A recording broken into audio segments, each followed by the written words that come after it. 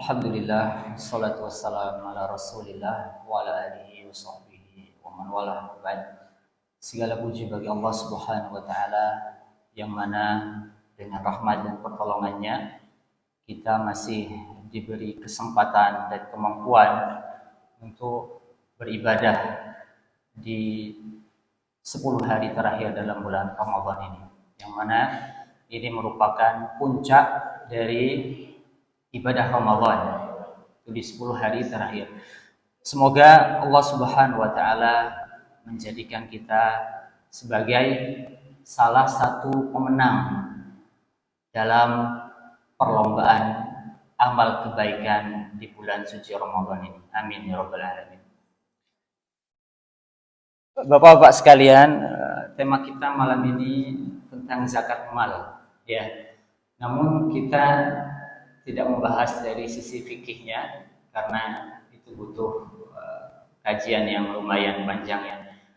Namun kita membahas dari sisi motivasinya, motivasi untuk berzakat bagi orang yang memiliki kelebihan harta, diberikan sebagiannya kepada saudaranya yang membutuhkan.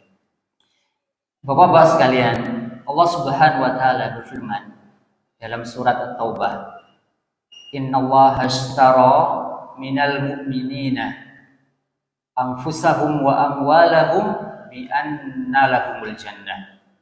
Sungguhnya Allah Subhanahu wa taala itu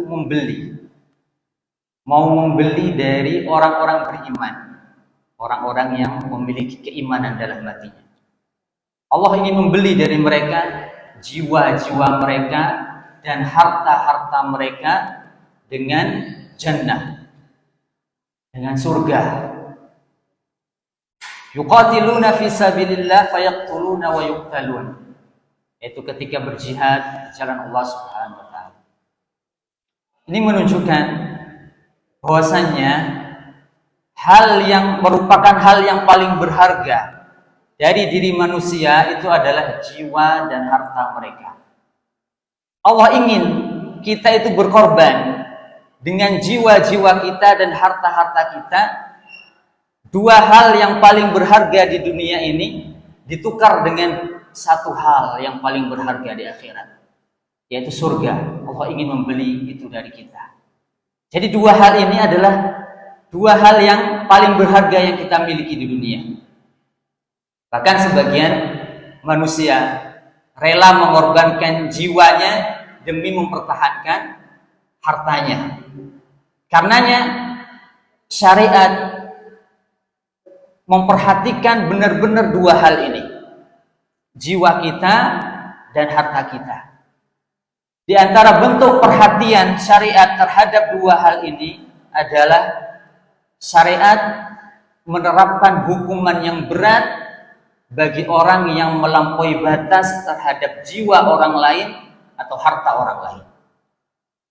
Orang yang menzalimi jiwa orang lain dengan membunuhnya misalkan, syariat menerapkan qisas supaya jiwa manusia itu terjaga. Dan orang yang melampaui batas terhadap harta orang lain dengan mencurinya misalkan dan sampai nisab barang yang dia curi, syariat menerapkan hukuman potong tangan. Atau dia membegal, merampas paksa, syariat menerapkan hukuman diizinkan bagi waliul amr untuk membunuhnya atau mengusirnya dari kampung halamannya atau memotong tangan dan kakinya. Ini tujuannya apa? Untuk menjaga harta manusia. Ini di antara bentuk perhatian syariat terhadap jiwa dan harta kita. Dan di antara bentuk perhatian syariat juga terhadap jiwa dan harta kita adalah syariat memberikan apresiasi bagi orang yang terbunuh karena membela jiwa atau membela hartanya. Nabi SAW bersabda, "Man qutila duna nafsihi fahuwa syahid, wa man qutila duna malihi fahuwa syahid." Orang yang terbunuh karena membela jiwanya, maka dia mati syahid. Dan orang yang terbunuh karena membela, mempertahankan hartanya, dia mati syahid. diberikan apresiasi oleh syariat.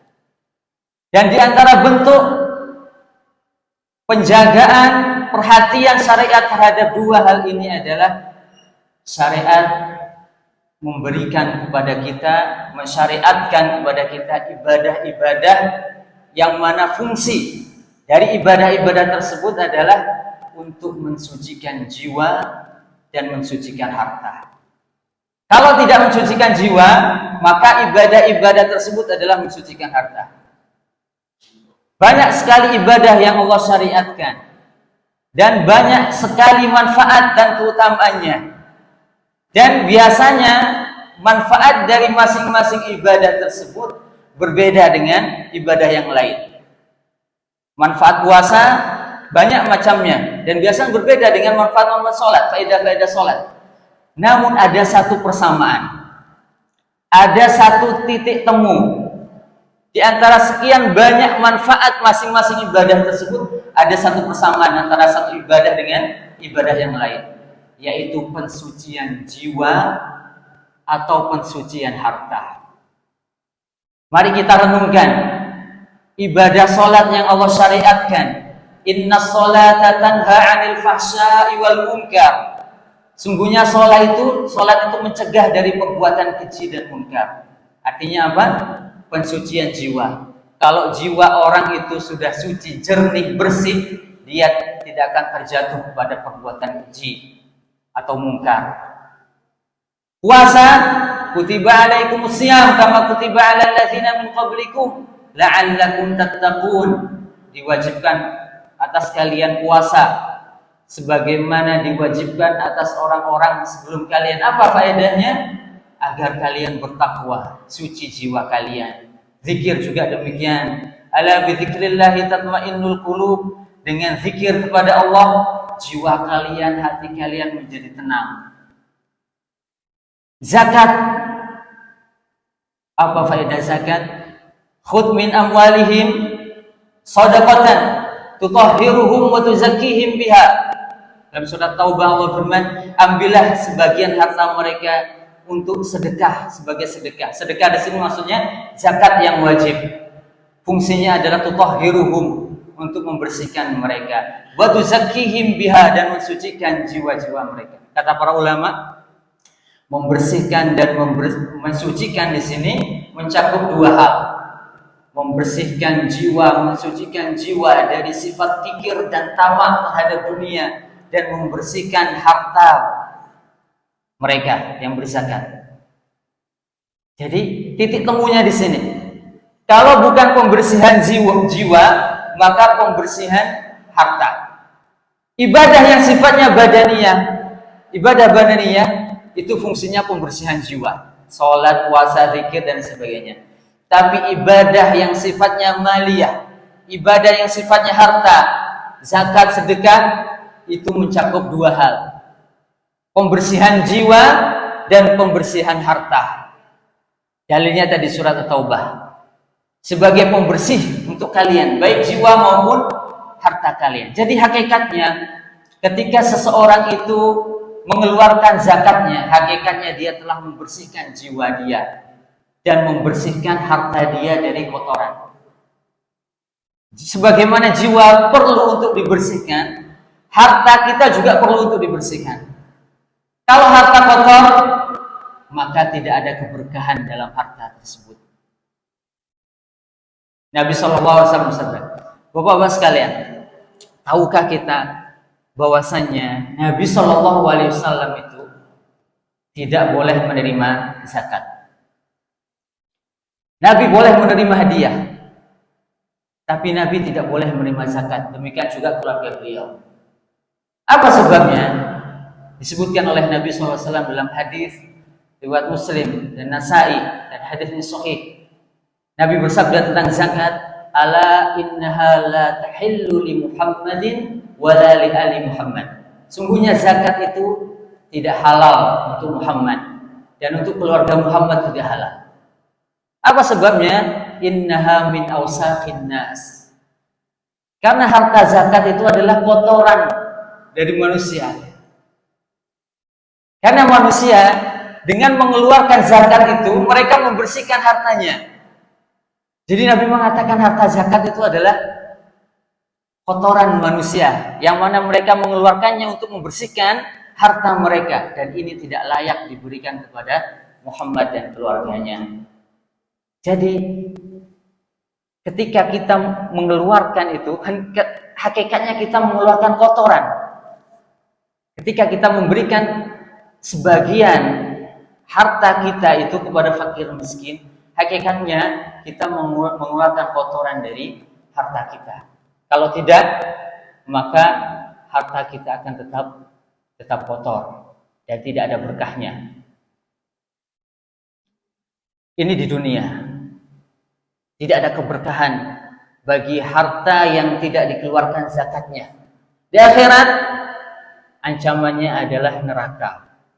Bagi orang yang tidak mengeluarkan zakat hartanya, ancamannya adalah neraka. Para ulama mengatakan, hukuman bagi orang yang tidak mengeluarkan zakat hartanya adalah kalau dia tidak mengeluarkan karena mengingkari kewajiban zakat, maka ini adalah kafir, keluar dari Islam, karena dia mengingkari sebagian dari rukun Islam.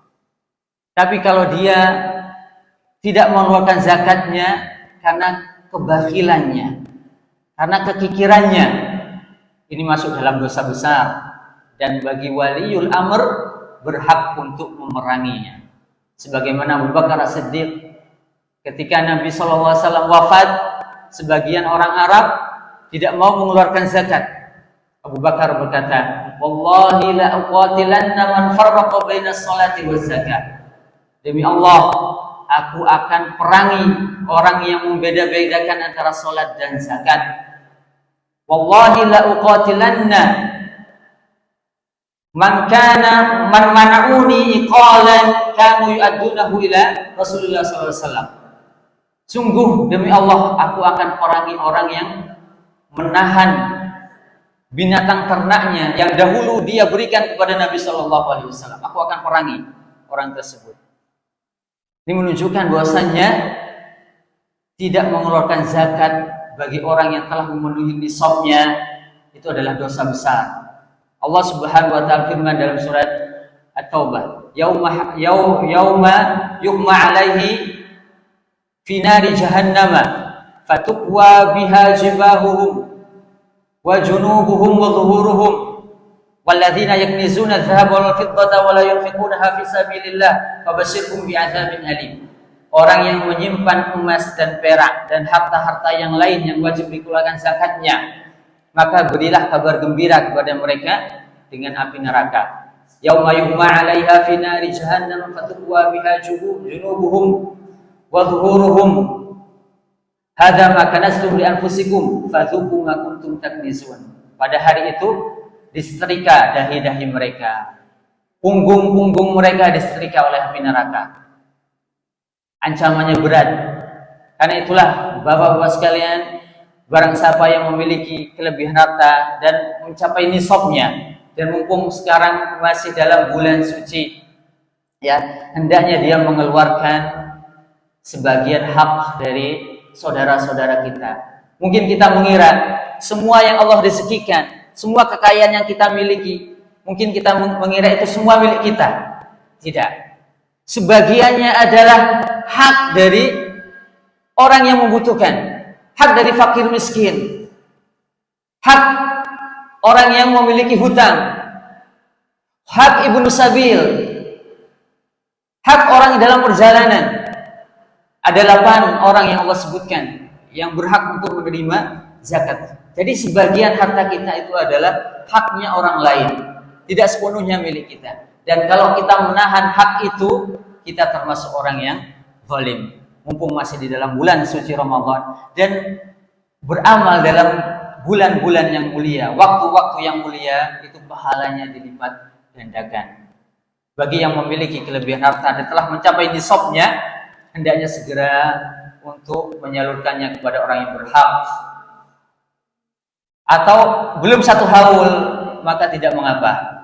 Ya, menurut pendapat jumhur ulama, dia punya nisab untuk berzakat, namun tidak sampai 1 haul, menurut jumhur ulama itu tidak mengapa dia memberikan kepada orang yang berhak. Subhanallah wa bihamdihi, asyhadu an la ilaha illa anta, astaghfiruka wa atubu ilaik. Assalamualaikum warahmatullahi wabarakatuh.